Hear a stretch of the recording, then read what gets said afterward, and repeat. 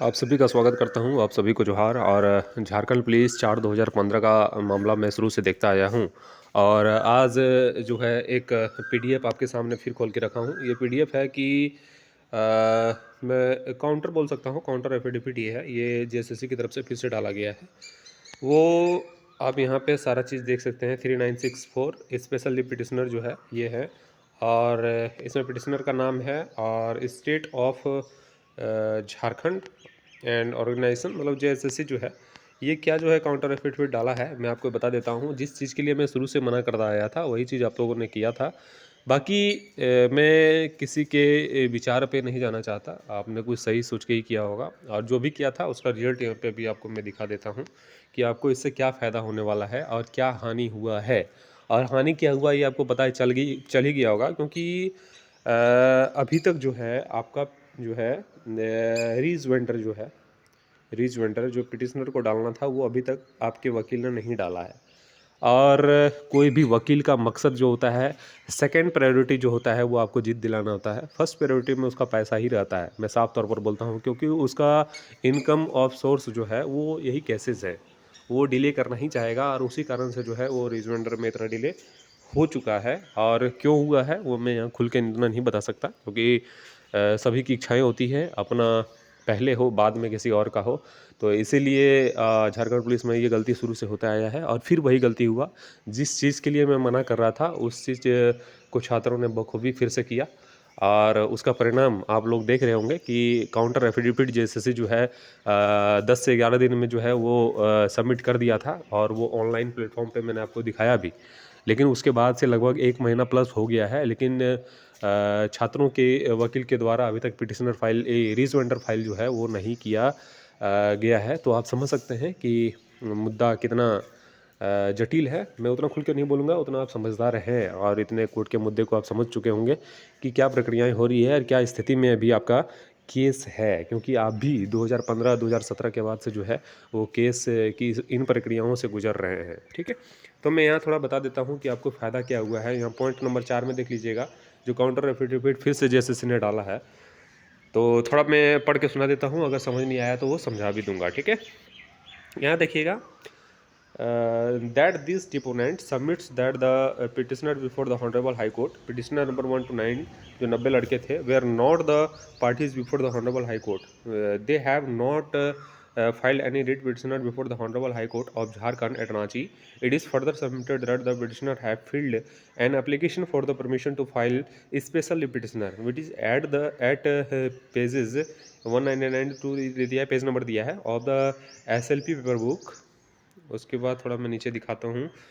तो यहाँ देखिएगा, इनसे इन विच they have stated in para 3 that some of the petitioner were not parties before the Honorable High Court. The petitioner have started in correct statement that some of the petitioner were not parties.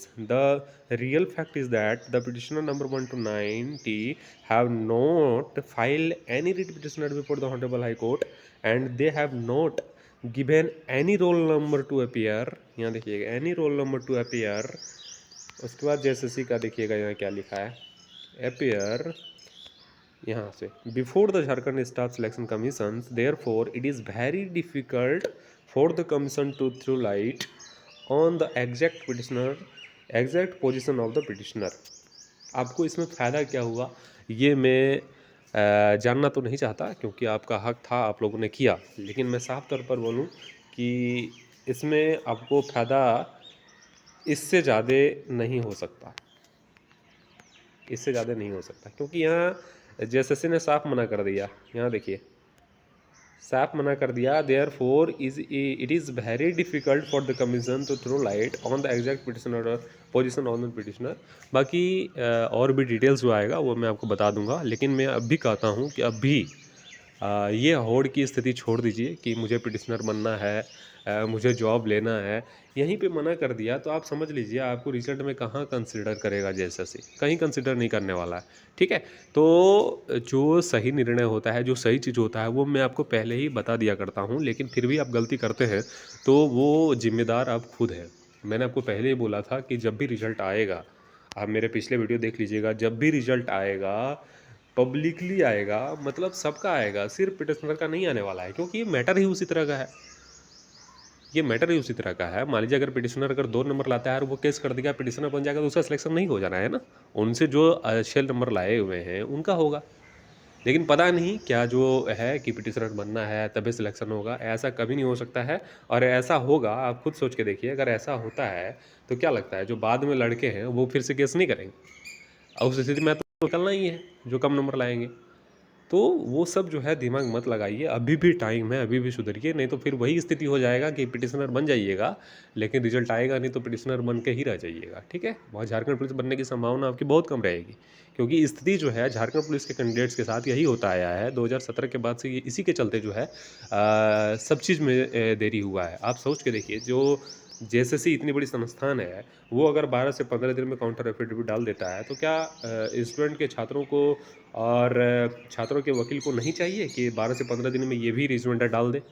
लेकिन ऐसा नहीं हुआ है। मैं आपको बता देता हूँ कि अभी तक रिजॉइंडर फाइल नहीं किया गया है छात्रों के वकील के द्वारा, जो बहुत बड़ी दिक्कत है, मैं बोल रहा हूँ। और कारण क्या है, मैं बता देता हूँ कि दिक्कत कहाँ आ रहा है। इसमें हुआ क्या है, और भी लड़के जो है वो केसेस किए हैं। तो कोई भी वकील चाहेगा कि इसको मर्ज किया जाए, केस को मर्ज किया जाए, और वही संभावना मुझे भी लग रही है। मैं कंफर्म नहीं हूँ कि यही मामला हो सकता है, लेकिन जहाँ तक मुझे लग रहा है कि ये स्थिति वहीं पे आके रुकने वाली है कि इसको मर्ज किया जाएगा, और फिर वही स्थिति हो जाएगा जिस चीज़ के लिए मैं बचाव की स्थिति पैदा करना चाह रहा था, लेकिन ऐसा हुआ नहीं। खैर छोड़िए, जो भी हुआ अब भी टाइम है, अब भी संभलिए और एकजुट होकर काम कीजिए, मैं यही कहूँगा। रिजल्ट एक बार प्रकाशित हो जाएगा, सबकी रिजल्ट की गारंटी देता हूँ मैं। अब तो भरोसा रखिए कि सबका रिजल्ट होगा, इतना तो भरोसा रखिए। लेकिन अब भी मैं कहता हूँ कि आप स्वतंत्र हैं, मैं आपको रोक नहीं रहा। आप फिर से केस कर दीजिए, फिर से पिटिशनर बनिए, और जो जो करना है कीजिए, लेकिन रिजल्ट आपका फिर से इसी कारण से रुक रहा है और फिर से रुकेगा। ठीक है, इस चैनल पर अगर न्यू है तो चैनल को सब्सक्राइब कर लीजिएगा, बेल आइकन को दबा लीजिएगा। मेरे द्वारा कोई ख़राब बात बोली हो गई हो तो उसके लिए मैं माफ़ी चाहता हूँ। लेकिन बहुत सारे छात्र इसमें संघर्षरत हैं और संघर्ष कर रहे हैं, और वो जब कॉल करके मुझे बताते हैं तो मुझे दुख होता है, मुझे ख़राब लगता है। इसलिए मैं इस तरह की बातें आके यहाँ पब्लिक में बोल रहा हूँ। लेकिन मुझे कोई लेना देना नहीं है।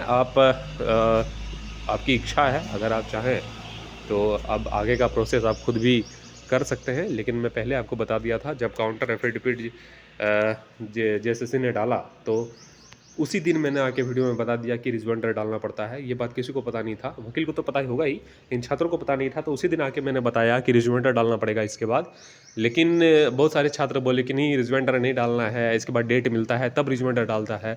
ऐसा नहीं होता है। अगर मैं आके बोल रहा हूँ तो इसके पीछे मेरा रिसर्च रहता है, इस पर मेहनत रहता है, उसके बाद मैं आके वीडियो बनाता हूँ। ऐसा नहीं बना देता हूँ, ठीक है, कि आके उठा और कुछ भी आके बक दिया, हो गया। ऐसा नहीं होता भाई, उसके पीछे मेहनत होता है। और जिस दिन काउंटर एफिडेविट जेएसएससी के द्वारा डाला गया, उसी दिन मैंने बताया कि रिजॉइंडर डालना पड़ेगा। उसके बाद जो है किस किस छात्रों ने पूछा वकीलों से, तो कि डेट दिया जाएगा तब रिजॉइंडर डाला जाएगा। फिर अंत में वही हुआ जो मैंने कहा। तो सचेत होने की ज़रूरत है, और एक सही निर्णायक लड़ाई लड़ने की ज़रूरत है। इस तरह बचपना करने से कोई फ़ायदा नहीं होने वाला है, मैं साफ तौर पर कहूँगा। और बाकी फिर एक बार सॉरी, अगर किसी को मेरे बातों से बुरा लगा तो मैं माफ़ी चाहता हूँ। आप सभी का शुक्रिया, धन्यवाद।